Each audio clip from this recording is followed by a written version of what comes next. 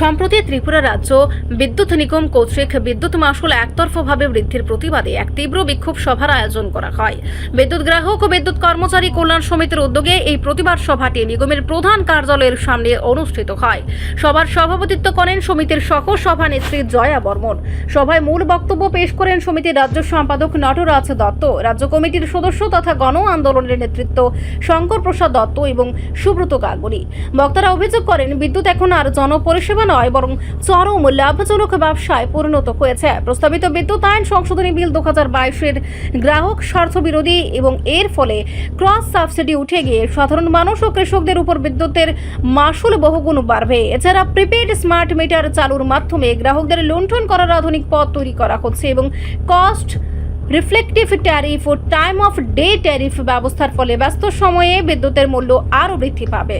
ত্রিপুরা রাজ্য বিদ্যুৎ নিগমের প্রশাসনিক ও অর্থনৈতিক অব্যবস্থাপনার তীব্র সমালোচনা করে নেতৃবৃন্দ বলেন, fuel and power purchase cost advisement টিউট চার্জ এবং ফিক্সড চার্জের নামে গ্রাহকদের উপর প্রতিনিয়ত অন্যায় বোঝা চাপানো হচ্ছে। বক্তারা অবিলম্বে এই অন্যায্য বিদ্যুৎ মাশুল বৃদ্ধি ও গণবিরোধী বিদ্যুৎ বিল প্রত্যাহারের দাবি জানান। অন্যথায় আগামী দিনে আরো বৃহত্তর আন্দোলনের হুঁশিয়ারি দেওয়া হয়। আমরা দেখেছি যে চণ্ডীগড় সেখানকার যে বিদ্যুৎ কর্পোরেশন, সেই বিদ্যুৎ কর্পোরেশন গ্রাহকদের 5 টাকা দরে বিদ্যুৎ সরবরাহ করত। কিন্তু এটা আমাদের দেশকে যারা বেসরকারি হাতে তুলে দিতে চাইছেন, অল্প কিছু মুষ্টিমেয় মালিকের হাতে, যারা হাজারো লক্ষ কোটি টাকার সম্পত্তি করেছেন, তাদের সম্পত্তিটাকে কিভাবে আরো বেশি বাড়ানো যায় এই দায়িত্ব দিয়ে যারা ভারতবর্ষে কেন্দ্রে সরকার চালাচ্ছেন এবং আমাদের রাজ্যে সরকার চালাচ্ছেন, তারা ওই চণ্ডীগড় বিদ্যুতের যে কর্পোরেশন 5 টাকা দরে গ্রাহকদের বিদ্যুৎ যারা সরবরাহ করত দিনের পর দিন, তাতেও তাদের লাভ হতো, সেই কর্পোরেশনকে বেসরকারি হাতে দেবার জন্য অনেক দিন ধরে ষড়যন্ত্র হচ্ছিল।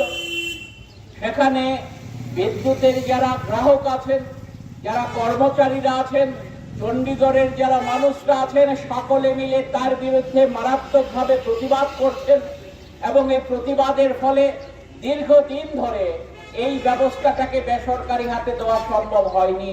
কিন্তু শেষ দিকে মারাত্মক আক্রমণ শাণিত করে এই কর্পোরেশনকে এখন বেসরকারি হাতে তুলে দেওয়া হয়েছে।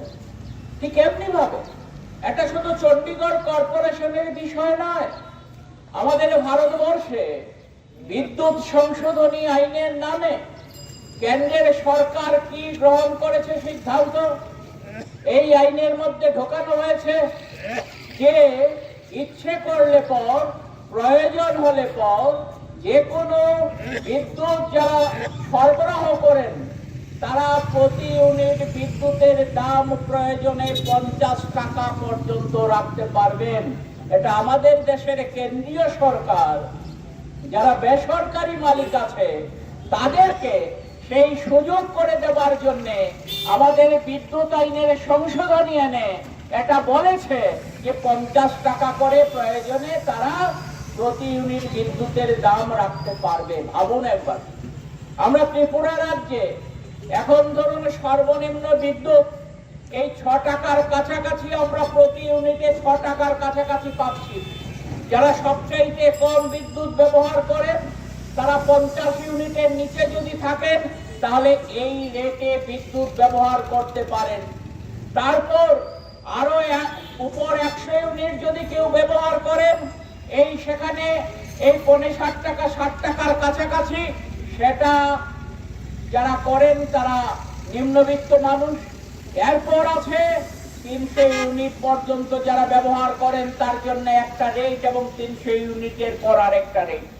মোটামুটি ভাবে 6 টাকার কাছাকাছি থেকে 9 টাকা রেটের মধ্যে, 8.5 টাকা 9 টাকার মধ্যে 4 স্ল্যাবের যারা বিদ্যুৎ ব্যবহারকারী তারা ত্রিপুরা রাজ্যে বিদ্যুৎ ব্যবহার করতে পারছিলেন। এখন যদি আগামী দিনে ওই যে কেন্দ্রীয় সরকার সুযোগ করে দিয়েছে বেসরকারি হাতে বিদ্যুৎকে ধীরে ধীরে তুলে দেওয়া হচ্ছে, যেমন আমাদের এখানে বিদ্যুৎ নিগম এটা বিদ্যুৎ নিগম ছিল না তো, এটা ছিল ত্রিপুরা সরকারের আওতায় একটা দপ্তর, বিদ্যুৎ দপ্তর। কিন্তু দেখা গেল কেন্দ্রের সরকার চাপ দিয়ে না হলে পর এখানে বিদ্যুতের সম্প্রসারণের প্রশ্নে কেন্দ্রের সরকার সাহায্য করবে না, এই চাপ দেওয়ার মধ্য দিয়ে রাজ্য সরকারকে বাধ্য করেছে এখানে বিদ্যুৎ নিগম তৈরি করতে। এখন বিদ্যুৎ নিগমে দেখা যাচ্ছে, আমার ত্রিপুরা রাজ্যে বলেছেন এখানে বক্তারা, এই ত্রিপুরা রাজ্যে বিদ্যুতে আগে উদ্বৃত্ত ছিল। রিপোর্ট সংবাদ প্রতীক্ষা।